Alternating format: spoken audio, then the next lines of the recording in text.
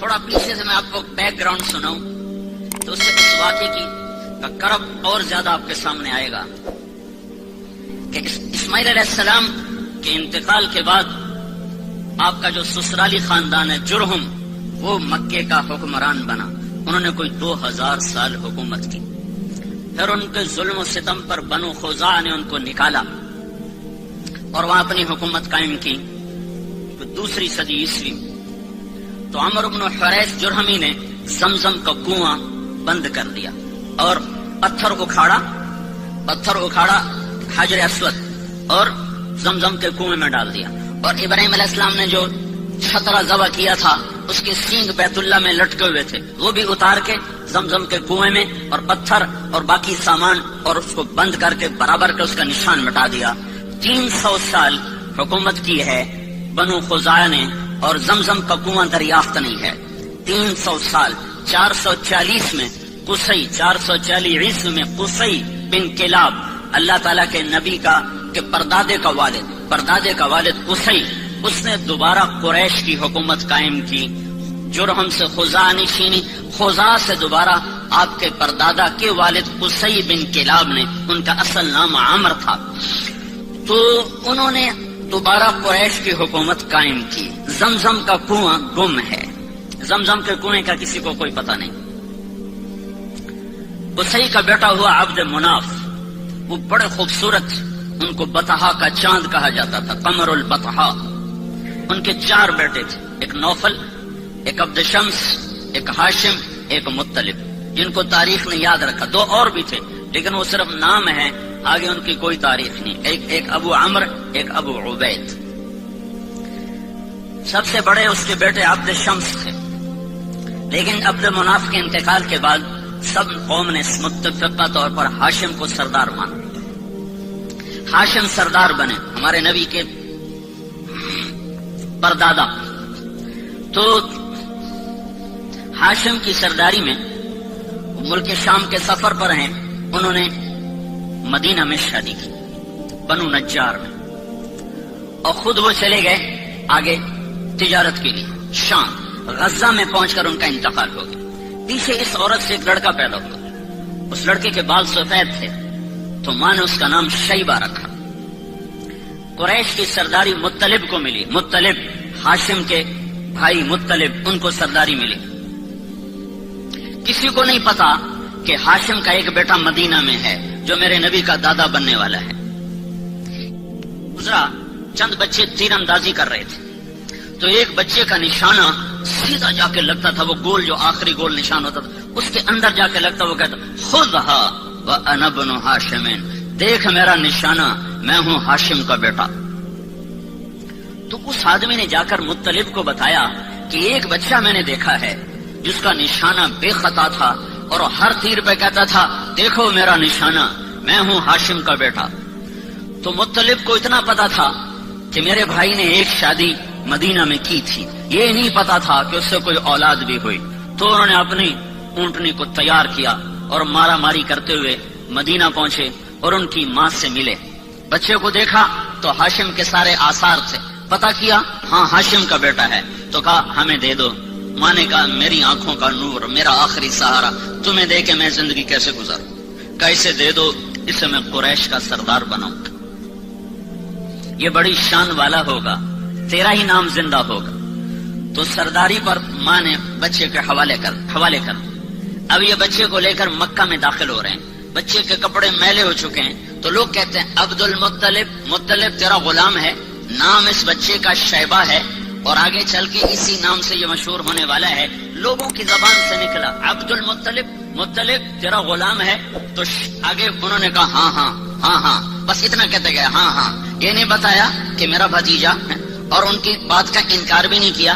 پھر ان کو گھر لے گئے، ان کو نہلا کر دھلا کر اچھے کپڑے پہنا کر پھر دارالندوہ میں لائے، جہاں یہ شرط تھی کہ اس میٹنگ میں صرف 40 سال کی عمر کو ٹچ کرنے والا اس میں داخل ہو سکتا تھا، اس سے نیچے والا اس مجلس میں بیٹھ نہیں سکتا تھا. تو اپنے بھتیجے کو لائے، کہا ابن ہاشم، یہ ہے ہاشم کا بیٹا. لیکن تاریخ نے ان کو عبد المطلب سے محفوظ کر لیا اور ان کا اپنا نام مٹ گیا اور وہ عبد المطلب کے نام سے مشہور ہو گئے. مطلب کی وفات کے بعد سرداری عبد المطلب کو ملتی ہے تو یہ خواب دیکھتے ہیں کہ برکت والا پانی تلاش کرو، برکت والا پانی نکالو. پھر دوسرے دن خواب دیکھتے ہیں برکت والا پانی نکالو. پھر تیسرے دن خواب دیکھتے ہیں برکت والا پانی نکالو. تو تیسرے دن یہ کہتے ہیں وہ پانی کدھر ہے، وہ پانی کہاں ہے؟ تو آواز آتی ہے کل تم حرم میں بیٹھنا، ایک کوا آئے گا، جہاں وہ 3 دفعہ ٹھونگ مارے وہاں وہ پانی ہوگا.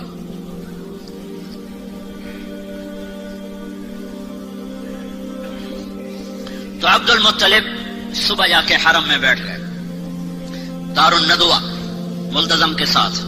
ایک کوا آیا جہاں زمزم کنواں، وہاں کے بیٹھا، ایک ٹھونگ ماری، پھر دوسری ماری، پھر تیسری ماری، پھر وہ اڑ گیا.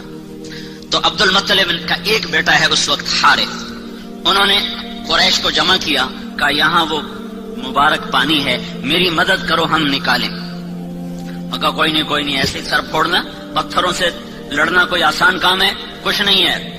اس نے سب کی منتیں کی، کوئی نہیں مانا. تو دونوں باپ بیٹا مل کر کھودنے لگے. کھودنے میں آئی دقت، تو عبد المطلب کہنے لگے وہ بھی کوئی آدمی ہے جس کی اولاد نہ ہو. اس میں فخر سمجھا جاتا تھا، اولاد کی کثرت کو فخر سمجھا جاتا تھا. اور یہ آج بھی فخر ہے. یہ مغرب کی اندھی تہذیب نے کم بچے خوشحال گھرانہ، یہ بڑا عذاب ہے، بڑا عذاب ہے، بڑا عذاب ہے. جاؤ دیکھو، وہ دیکھ رہے ہیں ان کی نسل ختم ہو رہی ہے اور مائنس میں جا رہی ہے، مائنس میں جا رہی ہے. اللہ کی تقدیر سے لڑنا اپنا ماتھا پھوڑنے والی بات ہے.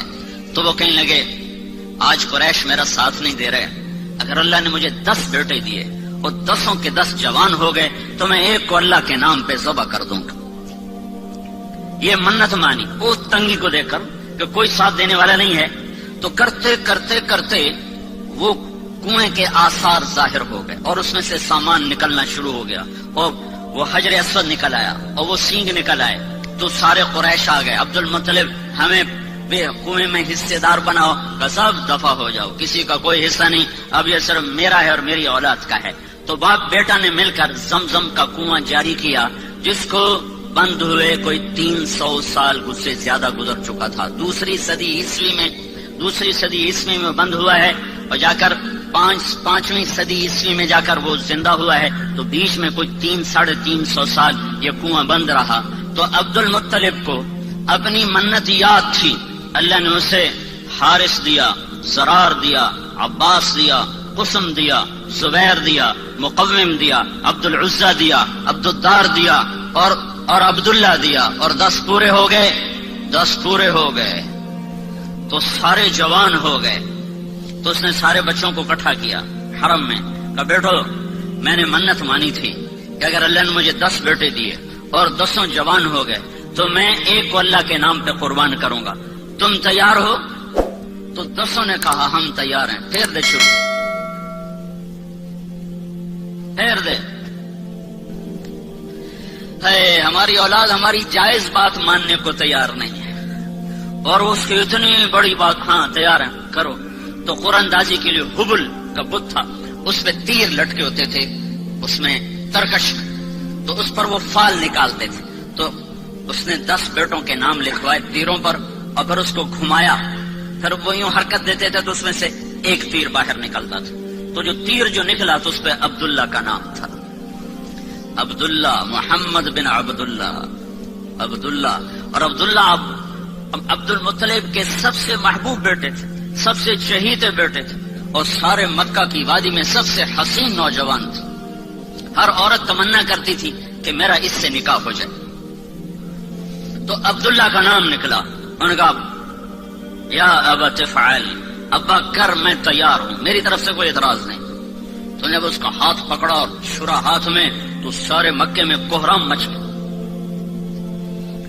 اور بہنوں نے آ کر 5 بیٹیاں تھیں، عروہ اور عاتقہ اور صفیہ اور عمیمہ، انہوں نے آ کے شور مچا دیا کہ ہمارے سامنے ہمارا بھائی ذبح ہو، ہم یہ برداشت نہیں کر سکتے. قریش اکٹھے ہو گئے، یہ تم نے سنت جاری کر دی تو بے شک کون اس کو زندہ رکھے گا، اور کیا یہ ظلم کی سنت ہے تم جاری کرنا چاہتے ہو؟ کہا یہ عرب سردار کا بول ہے، یہ پورا ہوگا.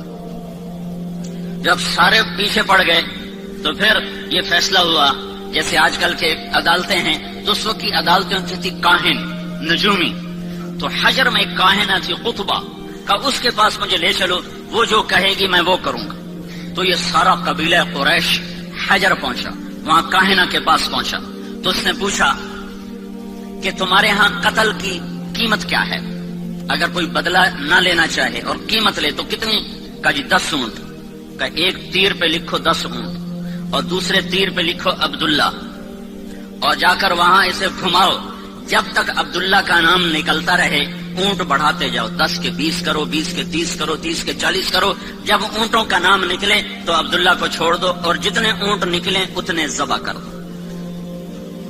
یہ فیصلہ سن کر یہ سارا قافلہ واپس لوٹا ہے، اور وہ حبل کے سامنے وہ تیروں کے اوپر ایک پہ لکھا گیا عبداللہ، ایک پہ لکھا گیا 10 اونٹ۔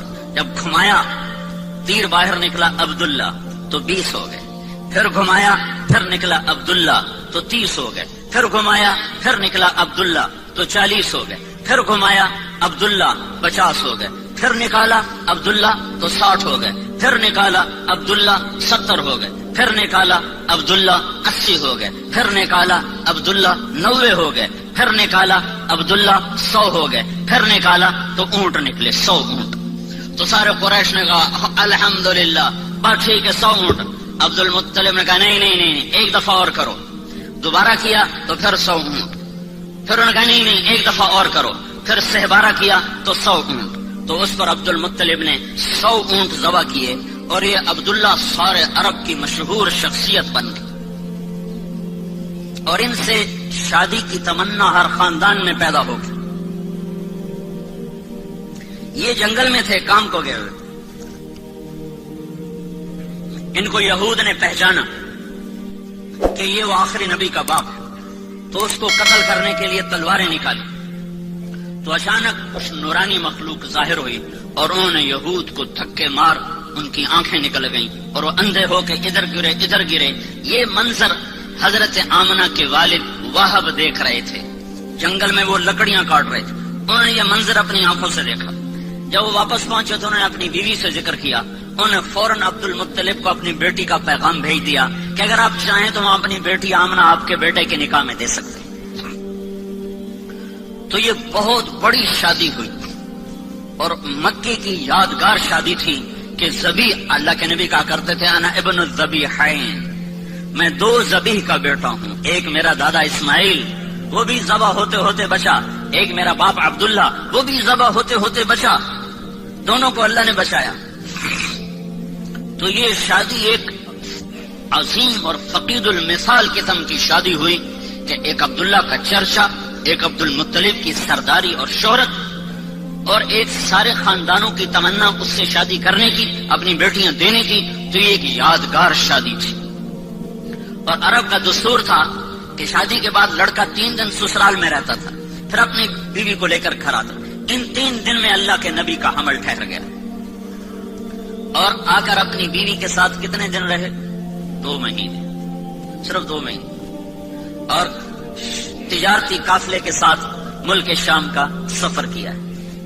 واپس مدینہ پہنچے ہیں تو ان کے پردادا ہاشم کی بیوی وہیں کی ہیں، وہاں خاندان ہے، تو وہاں یہ بیمار ہوئے۔